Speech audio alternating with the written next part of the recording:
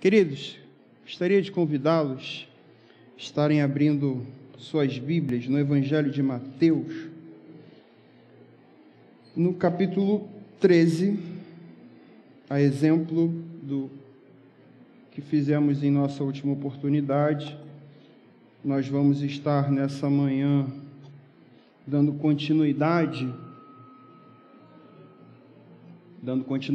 a essa nossa série de sermões expositivos sobre as parábolas de Jesus, série essa que nós iniciamos no mês passado, quando nós falamos sobre a parábola do semeador, e nós vimos a necessidade que nós temos de preparar o solo que é o nosso coração, para que as sementes, que é a palavra, a mensagem, possam criar raízes e produzir frutos, e frutos que glorifiquem a Deus. E nessa manhã nós vamos estar trabalhando outras duas parábolas muito pequenininhas, nos versículos 44, 45 e 46 do capítulo 13 de Mateus. Vamos fazer então a leitura, aqueles que puderem se colocar de pé, só mais uma vez.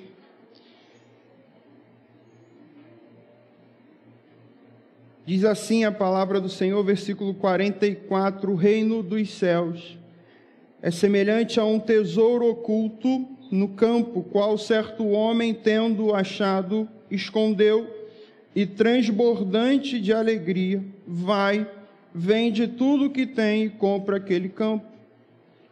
Versículo 45, o reino dos céus é também semelhante a um que negocia e procura boas pérolas, e tendo achado uma pérola de grande valor, vende tudo o que possui e a compra. Podemos assentar, queridos? Vamos orar mais uma vez, pedir a direção do nosso Deus, para que Ele possa falar aos nossos corações nessa manhã. Senhor, nós louvamos o Teu nome, ó Deus, te agradecemos por essa oportunidade. Te pedimos, Senhor, que a Tua graça possa invadir os nossos corações nessa manhã. Que possamos, ó Deus, ser preenchidos, ó Deus, sermos convertidos de nossos maus caminhos nessa manhã.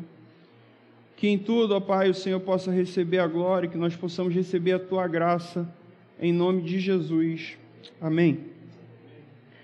Queridos, então hoje nós vamos falar sobre duas parábolas. A primeira parábola, a parábola do tesouro perdido, e a outra parábola, a parábola da pérola.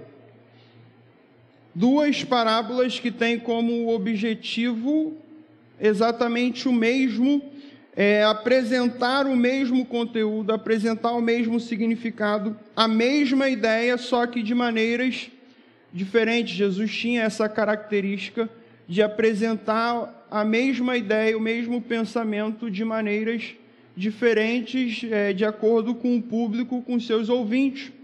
Jesus era muito sábio ao apresentar muitas das vezes o mesmo pensamento de maneiras completamente opostas. Não foi o caso aqui, mas Jesus utiliza das parábolas trazendo para a realidade daquele contexto econômico, daquele contexto social, do contexto daquela sociedade, de modo que todos pudessem compreendê-la.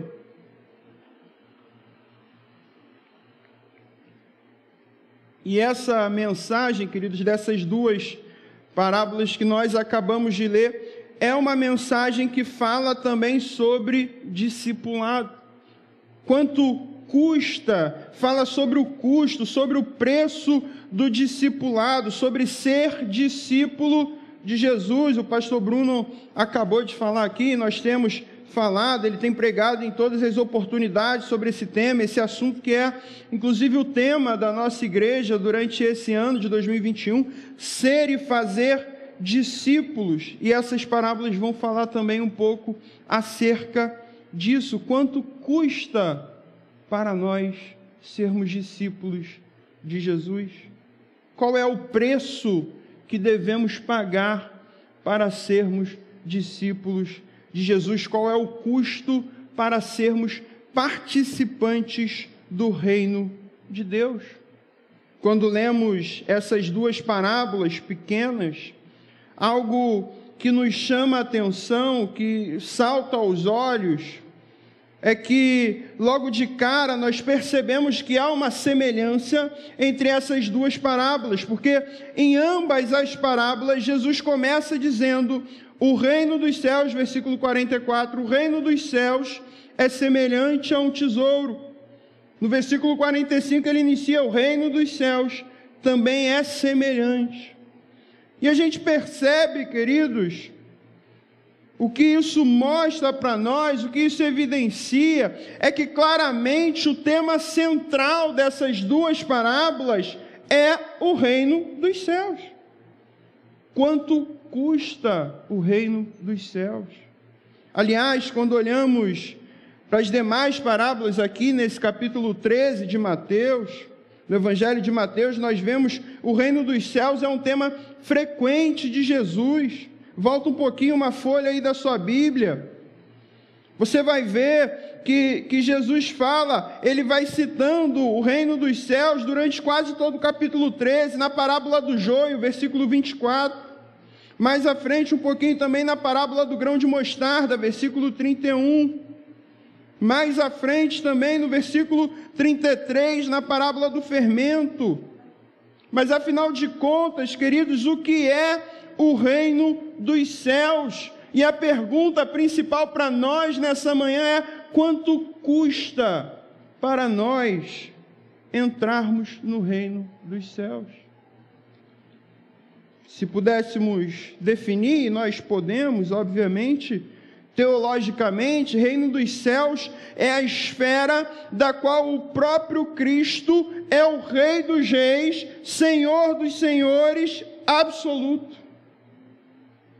John MacArthur, um dos teólogos mais importantes desse século, vai dizer que é o domínio em que o seu senhorio está em plena operação, de modo que todos que realmente pertencem ao reino dos céus se submetem ao senhorio de Cristo. Entrar no reino dos céus, queridos, participar do reino dos céus, ser participante do reino dos céus é, portanto, então, se submeter, é estar debaixo da autoridade e do senhorio de Cristo em todas as áreas da sua vida. É mais, é além, é dispor de tudo que você tem, é dispor de tudo aquilo que você é, seus bens, seus títulos, seus diplomas, seu dinheiro, é você colocar tudo isso à disposição de Deus. Tudo que somos, tudo que devemos, tudo que temos devem estar à disposição dEle, devem ser usados de acordo com a vontade dEle e para a glória dEle. E com isso, nós talvez já conseguimos perceber o quanto custa para nós sermos participantes do reino dos céus. Quanto custa para nós fazermos parte do reino de Deus, e nos custa absolutamente tudo.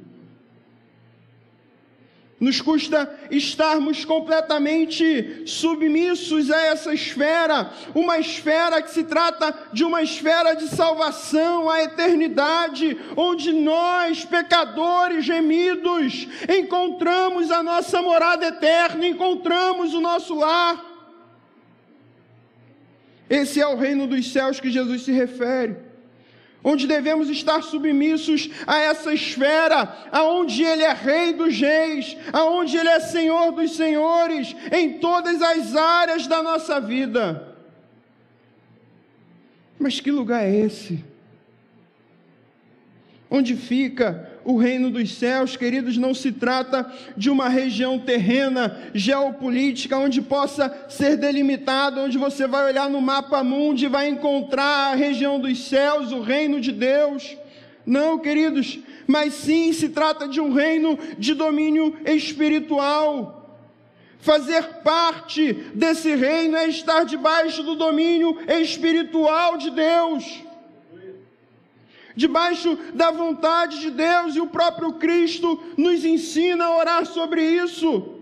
Na oração do Pai Nosso, Ele fala: venha o teu reino, seja feita a tua vontade, assim na terra como nos céus.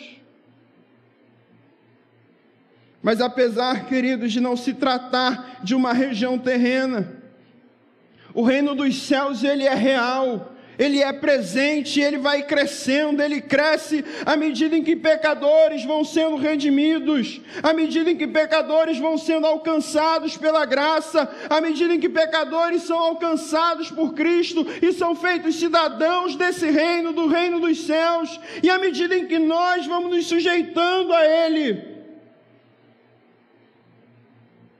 E só abrindo um parênteses aqui para ilustrar, tirar talvez alguma dúvida de algum dos irmãos. Talvez na sua tradução esteja escrito, ou você tenha visto em alguma outra passagem bíblica utilizando a expressão reino de Deus, por isso que às vezes eu falo reino dos céus e reino de Deus. Em outras palavras a gente encontra esse termo também, mas tanto o reino dos céus, queridos, quanto o reino de Deus tratam-se exatamente da mesma coisa. A grande diferença era o público. Mateus aqui estava escrevendo a um público judeu, e judeu era um povo extremamente sensível ao uso do nome de Deus. Então, para evitar qualquer tipo de controvérsia, qualquer tipo de desconforto entre aquele povo, Mateus utiliza a expressão reino dos céus, mas talvez nos textos correlatos, lá nos outros evangelhos, a gente vai encontrar a expressão reino de Deus, mas trata-se exatamente da mesma coisa. E como já lemos e falamos dessas parábolas, queridos, elas falam sobre valor. Elas falam sobre preço, falam sobre custo e quanto custa para nós entrarmos no reino dos céus. Será que é possível para nós, queridos, adquirirmos uma propriedade nesse grande reino, nesse grande condomínio, adquirirmos ali um lote e aos poucos nós vamos construindo a nossa casa? Queridos, a verdade que a Bíblia nos revela é que se nós dessemos tudo aquilo que temos, tudo aquilo que poderíamos obter um dia, tudo isso, toda a nossa fortuna reunida aqui, queridos, absolutamente nada disso chegaria nem perto de nos fazer merecer uma entrada no reino dos céus, porque é impossível que seja comprado acesso a Ele, porque o seu valor, o reino dos céus, o valor do reino dos céus é inestimável. Mas não se trata apenas de dinheiro, queridos. O reino dos céus também não pertencem àquelas pessoas que se consideram justas, ou que muitas das vezes acreditam que sejam merecedoras de fazer parte desse reino por sua educação, por sua moral, por sua ética, sua filantropia, seu altruísmo, ou por causa de uma posição política. Nada disso pode nos fazer alcançar o favor de Deus. Desculpe, irmãos. Nada disso pode nos fazer nos tornar merecedores de fazermos parte do reino dos céus. Chega a ser um cúmulo da arrogância, da prepotência para nós acreditarmos que nós, pecadores caídos, completamente depravados, destituídos da glória de Deus, pudéssemos satisfazer o padrão moral de Deus, ou chegarmos perto de alguma forma, de alguma maneira, conquistarmos o favor de Deus. Não é sobre esse preço que a parábola está falando. Não é sobre esse custo que a parábola está falando. O profeta Isaías vai dizer que todos os nossos atos de justiça, por maiores e melhores que sejam, queridos, são como trapos imundos diante de Deus. Tamanha a santidade desse Deus. E essa é uma característica, uma marca do verdadeiro cristão, uma marca dos verdadeiros participantes do reino dos céus. Ele reconhece e confessa a sua profunda pobreza espiritual. Ele reconhece, ele sabe que é um pecador indigno do reino dos céus. E foi por essa razão, queridos, por causa da nossa pobreza espiritual, por causa do nosso pecado, que Jesus, o Cordeiro de Deus, a única expiação possível para nós pecadores, Jesus então foi enviado a esse mundo para pagar esse preço, para que nós pudéssemos fazer parte do reino de Deus. O Cristo perfeito, o Cristo sem mácula, um Cristo sem pecado, teve que realizar essa expiação, teve que pagar esse preço. Cristo pagou o ingresso, queridos. Cristo pagou a taxa de entrada completa para o reino. Mas então, queridos, qual é o preço? Qual é o custo para um pecador como eu, um pecador como você? Não para entrar no céu, porque nós vimos que esse preço era impagável por nós e que Cristo pagou esse preço. Então, qual é o custo, qual é o preço para o pecador que entra no reino de Deus? Quanto custa o reino de Deus, queridos? A resposta nós vemos nessas duas parábolas que nós lemos.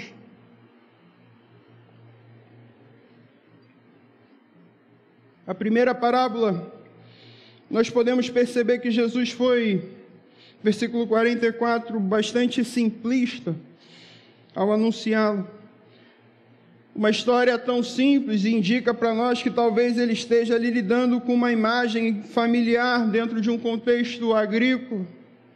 E essa parábola conta a história de um homem que encontrou um tesouro escondido num campo. Esconder tesouros em um campo certamente era muito mais comum nos dias de Jesus do que nos tempos modernos, né? Hoje em dia, as pessoas depositam o seu dinheiro em poupanças, mas eu fui pesquisar sobre isso, né? A poupança já não está rendendo muito. Aí a pessoa vai e investe em títulos do governo, mas aí o nosso ministro baixa a Selic, aí os juros também já não rende tanto, né? Então, há um êxodo, a migração, e eu vi uma matéria sobre isso essa semana, o crescimento assustador do número de brasileiros que investem na Bolsa de Valores. Há uma enxurrada de pessoas migrando para o mercado de ações, fundo de investimento, fundo imobiliários. Eu sei que aqui na igreja tem alguns traders de plantão que investem aí o seu dinheiro. Talvez devem ter se assustado aí com aquela queda de mais de 20% da Petrobras, né? Perderam um dinheirinho ali, ou talvez aproveitaram para comprar ações desvalorizadas, né? E ganhar dinheiro. Mas a questão, queridos, que a ordem do momento hoje no mercado de ações é o Bitcoin. Estou por dentro. Pesquisei, fiz criptomoeda. Não sei o que é, não sei o que significa, não sei nem como usa, mas eu sei que está muito caro. Se alguém aí tiver Bitcoin, eu vou... Mas a questão, queridos, é que eu não entendo absolutamente nada de investimento, não vou pedir para você arrastar para cima, para me acompanhar, que eu não sei absolutamente nada, não tenho dica nenhuma para dar para os irmãos, mas a questão é que na época a riqueza, ela era investida, 100% dela em terras e bens. Era o que aquele povo tinha para investir dinheiro. Só quem era muito rico, mas muito rico mesmo, de não ter mais terra para comprar, de não ter mais bens para adquirir, tinha condições de esconder, de enterrar de alguma forma a sua riqueza. Por outro lado, em uma sociedade, naquele contexto que vivia em recorrentes tensões políticas, guerras eram frequentes, enterrar as suas riquezas era uma maneira também de proteger o patrimônio da sua família. Alguns historiadores afirmam que quando surgiam rumores de guerra, bastavam rumores de guerra. As pessoas assustadas, era muito comum que os ricos escondiam os seus tesouros em locais onde somente eles sabiam, a fim de proteger o seu patrimônio, proteger a riqueza da sua família, principalmente porque os soldados, em casos de guerra, em situações de guerra, quando encontravam alguma riqueza, algum bem, algum tesouro, eles tinham, por legislação, o direito de se apropriar daquilo que eles haviam encontrado. Então era muito comum que aquele povo, em casos de situações extremas, escondessem os seus tesouros, de modo que ninguém os roubasse. Acontecia que muitas das vezes eles morriam e ninguém jamais encontrava aqueles tesouros, porque só quem sabia onde estavam havia falecido. E aqui nós temos a história de um homem que descobre um tesouro enterrado em um campo que pertence a outra pessoa.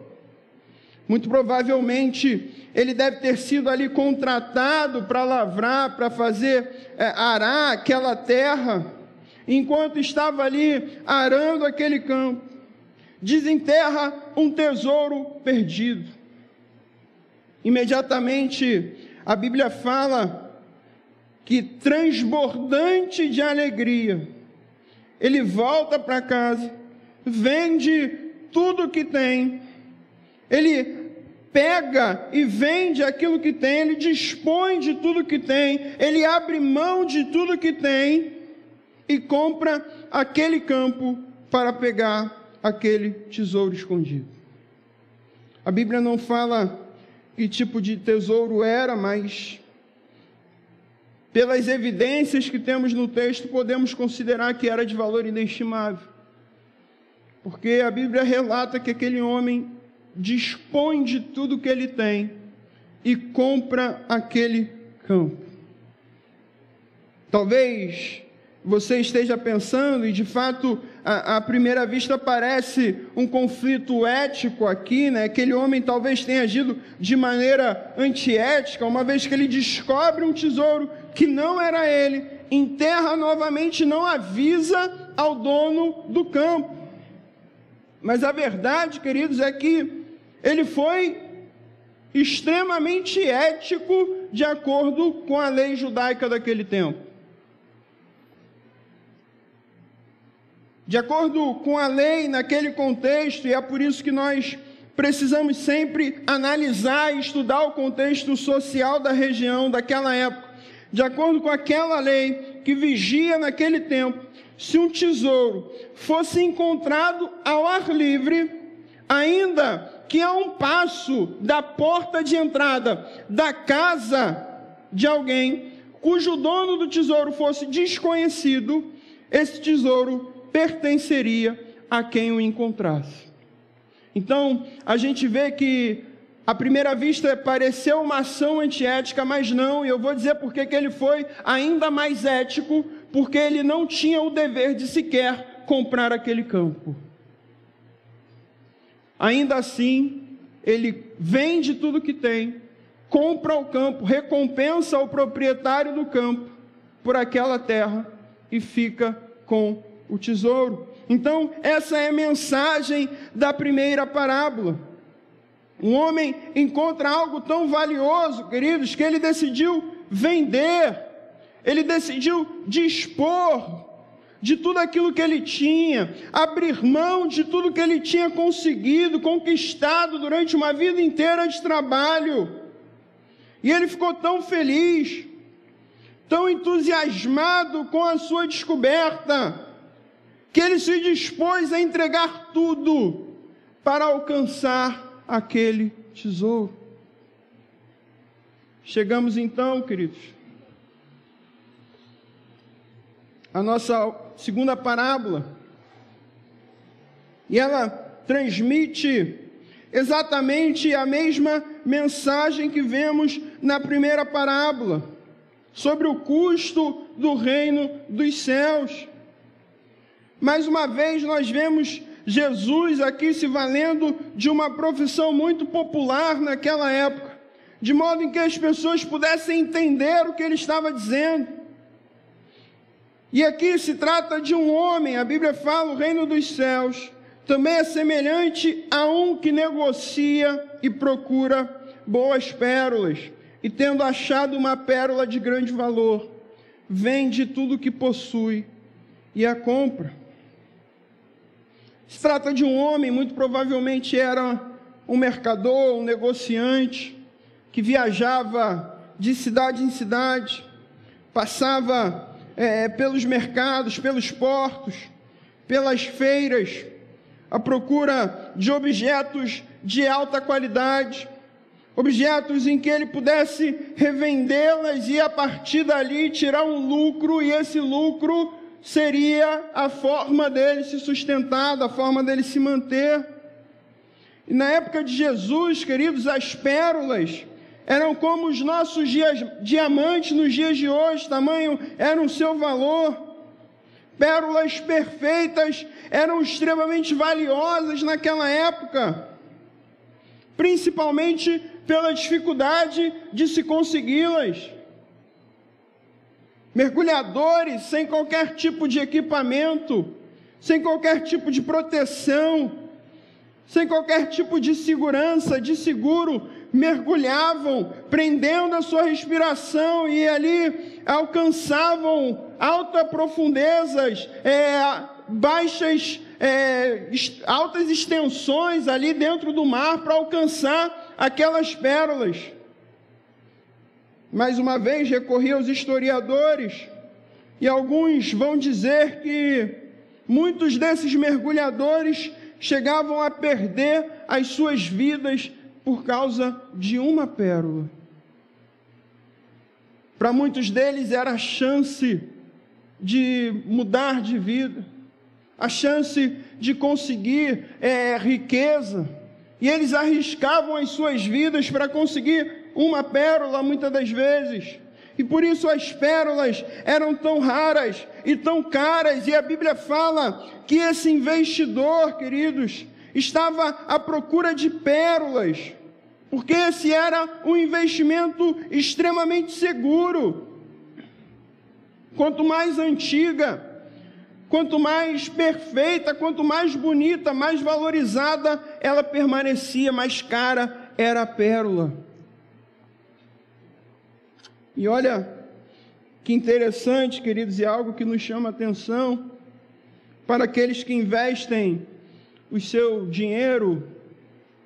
Me corrijam se eu estiver errado, uma das regras fundamentais de investimento é a diversificação. Não, o pastor concordou ali, ó. Diversificação, você não pode investir todo o seu dinheiro em uma coisa só.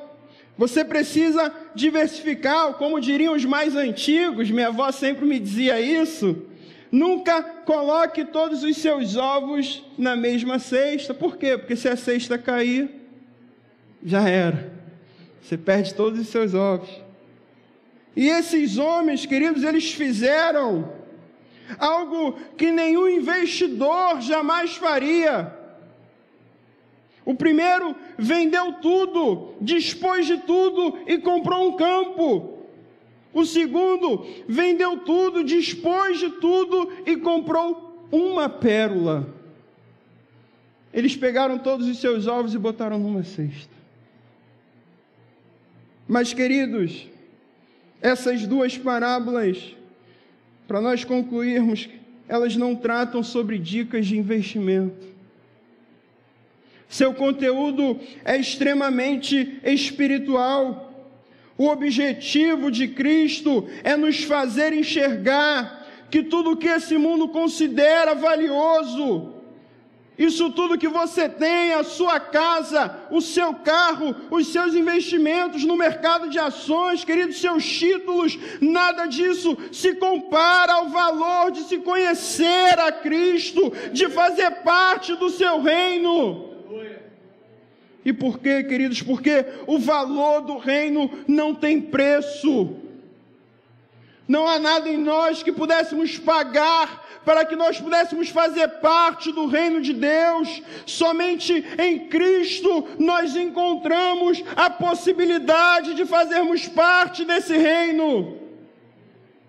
Somente em Cristo nós temos um tesouro eterno, de valor que não se pode mensurar. Esse tesouro é incorruptível, sem mácula, sem pecado, e ambas as parábolas falam de uma fortuna valiosíssima, de valor imensurável, inestimável, e esse tesouro incomensurável é o reino de Deus, é fazer parte do reino de Deus. Queridos, a parábola é muito simples. O tesouro, a pérola, é o reino de Deus. O tesouro é o Evangelho do reino de Deus. E a pérola, queridos, preciosa, perfeita, sem mancha, sem defeitos, sem pecado, extremamente valiosa é Cristo. O reino de Deus, queridos, é um tesouro celestial, antes oculto e enterrado num campo, agora revelado na cruz de Cristo. O tesouro é o Evangelho, a pérola é Cristo, o campo é o mundo. Antes aquele tesouro estava enterrado, oculto, nesse mundo sujo de pecado, mas agora ele está revelado na cruz de Cristo, na pérola preciosa. O valor do reino de Deus, queridos, é tão grande, grande o suficiente para tornarmos ricos, imensamente ricos, eternamente ricos, cada um de nós pobres, miseráveis, pecadores, cegos, destituídos da glória de Deus. E nesse tesouro, queridos, é nesse tesouro, antes enterrado, agora revelado, nesse tesouro revelado na cruz de Cristo, nós encontramos salvação, nós encontramos perdão, nós encontramos amor, alegria, paz, virtude, bondade, vida eterna com a presença constante de Deus. Entrar no reino dos céus, queridos, participar, ser participante desse reino, é se submeter, é estar debaixo da autoridade do Senhor, do nosso Senhor Jesus Cristo em todas as áreas da nossa vida, é colocar à disposição dEle. Nós cantamos aqui: tudo que tenho, tudo que sou, hoje entrego a Ti. Será que isso é uma realidade nos nossos corações? Será que de fato nós dispomos de tudo que temos, de tudo que somos e colocamos à disposição do Senhor e dizemos: Senhor, não há nada mais valioso para nós do que sermos participantes do Seu reino? Não há nada mais valoroso, não há nada mais precioso do que a certeza de que fomos comprados pela graça de Deus, comprados com o seu sacrifício. Será que nós temos essa verdade dentro dos nossos corações, de que tudo que você é, queridos, seus bens, seus diplomas, seu dinheiro, é você pegar tudo isso e colocar à disposição de Deus, assim como esses homens fizeram? Eles falavam, quando eles tomam essa atitude, eles estavam declarando exatamente isso. De nada adianta eu ter tudo isso se eu não for participante desse reino. De nada adianta eu ter todo o meu patrimônio, todo o meu dinheiro, se eu não participar desse reino. E se tiver que participar, se tiver que fazer algo, se tiver que abrir mão, dispor de tudo isso, aqueles homens disporam de tudo que tinham para participar do reino de Deus. Tudo que somos, queridos, tudo que temos, devem estar à disposição dele, devem ser usados de acordo com a vontade dele e para a glória dele. Esse é o custo do reino dos céus, queridos. Nos custa tudo que temos, tudo que somos, tudo que julgamos ter algum valor, para desfrutarmos daquilo que é mais valioso nesse mundo, estarmos com Cristo.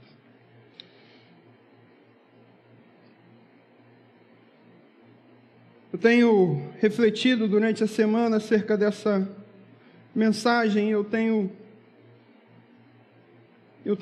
percebido, queridos, que apesar de muitos dizerem, talvez, que o mais difícil seja abrir mão de patrimônio, abrir mão de nossos bens, de nossas propriedades, mas eu vejo que talvez a maior dificuldade para nós, queridos, é dispor da nossa mente, das nossas convicções, das nossas verdades, aquilo que julgamos ser verdade. E nós precisamos, queridos, entender que fazer parte do reino dos céus é abrir mão das nossas convicções, é estar completamente debaixo do senhorio de Cristo. Que Deus nos abençoe. Vamos orar mais uma vez. Senhor, nós louvamos o Teu nome. Te agradecemos, ó Deus, pelo tesouro que é a palavra, ó Deus, a mensagem do Evangelho, pela pérola, ó Deus, que é Cristo. Obrigado, ó Deus, porque esse tesouro estava oculto, mas o Senhor a revelou. Obrigado, ó Deus, porque apesar das nossas limitações, apesar das nossas dificuldades, ó Deus, apesar muitas das vezes do nosso coração enganoso, ó Deus, ainda assim o Senhor nos concede esse privilégio de fazermos parte do Teu reino. Deus, que possamos estarmos dispostos a abrirmos mão, a dispormos de tudo, para que possamos verdadeiramente glorificar o Teu nome, sendo participantes desse reino, porque o preço que foi pago para que nós pudéssemos fazer parte é infinitamente maior do que aquilo tudo que nós podemos conquistar nesse mundo. Muito obrigado, Deus, pela Tua palavra. Muito obrigado, Deus, pelo Teu amor. Que o Senhor possa ser conosco cada dia, Deus. Em nome de Jesus. Amém, Deus.